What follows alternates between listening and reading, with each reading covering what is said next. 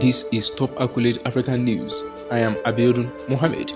More than 10 bodies from the dozens of people who died in a road accident in Kenya on Friday are yet to be identified, with some having been badly damaged. County authorities have told local media that they are expecting a pathologist from the national government to help identify the bodies. At least 50 people died when a lorry carrying a shipping container lost control at the Londiani junction near the western town of Kericho.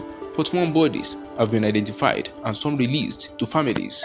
The lorries hit several public service and private vehicles at the busy junction before it landed in a ditch. Transport Minister Kipchumba Murkomen over the weekend issued orders for markets on the side of the road at the site to be relocated following the crash. One of the surviving sons of the late Libyan leader Muammar Gaddafi has reportedly been moved from a Lebanese prison where he has been on hunger strike to a hospital in critical condition. According to sources, he suffered a sharp drop in his blood sugar level. Hannibal Gaddafi has been detained in jail in the country for more than 8 years. He went on hunger strike last month in protest against his prolonged detention without trial. He has been held in the country since he was captured in Syria, where he had fled after the killing of his father by rebels in 2011.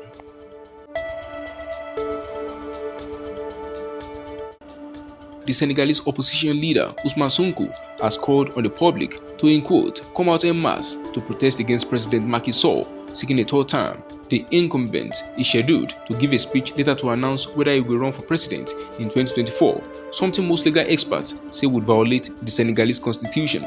Last month, thousands of protesters took to the streets of various Senegalese cities after Sonko was sentenced to 2 years in prison for the crime of corrupting youth. Sonko supporters and some political observers say the case was an attempt to block him from running in next year's presidential election.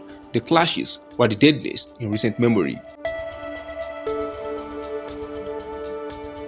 South Africa's main opposition Democratic Alliance (DA), along with 6 other parties, have announced that they will hold talks to outline a pact that they hope will unseat ANC from government at next year's elections. The group does not include the country's third largest political force, the Economic Freedom Fighters, which is to the left of the ANC.